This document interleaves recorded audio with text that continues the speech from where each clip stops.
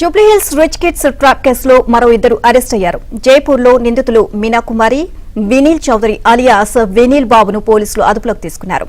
Social మీడియాను ఎరగా చేసుకుని బాలికలు, యువతులతో పరిచయాలు పెంచుకున్నట్లు గుర్తించారు. వ్యక్తిగత సమాచారం సేకరించి బ్లాక్మెయిల్ చేసినట్లు పోలీసులు తెలియజేశారు.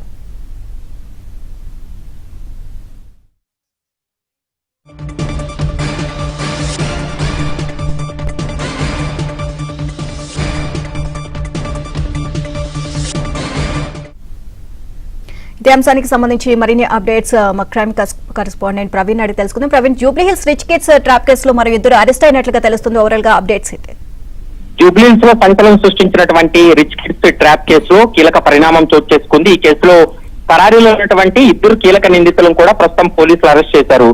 నిందితులుగా ఉన్నటువంటి మీనాకుమారి, వినీల్ చౌదరి అలియాస్ వినీల్ బాబు, వీరిద్దరిని కూడా రాజస్థాన్ సమీపంలో అరెస్ట్ చేసినటువంటి సందర్భం కూడా కనపడుతుంది. అయితే వీరిద్దరూ కూడా ఈ రిచ్ కిడ్స్ పిల్లలను టార్గెట్ గా చేసుకొని వీరి పిల్లలు ముఖ్యంగా అంటే ఈ కేసులో కీలక నిందితులుగా ఉన్నటువంటి వారు వాళ్ళని ట్రాప్ చేసుకొచ్చి తీసుకొచ్చినటువంటి డబ్బులతోటే వీళ్ళు ఎంజాయ్ చేశారనేటువంటి అంశాన్ని కూడా ప్రధానంగా ఇప్పటికే పోలీసులు గుర్తించడం జరిగింది. ప్రధానంగా రాజస్థాన్ సమీపంలోని జైపూర్ వద్ద వీళ్ళని అదుపులోకి తీసుకొని హైదరాబాద్ కూడా తరలించినటువంటి పరిస్థితి కనపడుతుంది. సోషల్ మీడియాలో ఎరగా చేసుకొని బాలికలు, యువతుల్ని పరిచయాలు పెంచుకొని వారిని ట్రాప్ చేసిన తర్వాత బ్లాక్ మెయిల్ కు పాల్పడుతున్నారు. ఈ కేసులో ప్రధాన నిందితుడిగా ఉన్నటువంటి చంద్రశేఖర్ ఆజాద్ అలియాస్ అర్జున్ తో సహా పలువురు నిందితులు అరెస్ట్ అయ్యారు.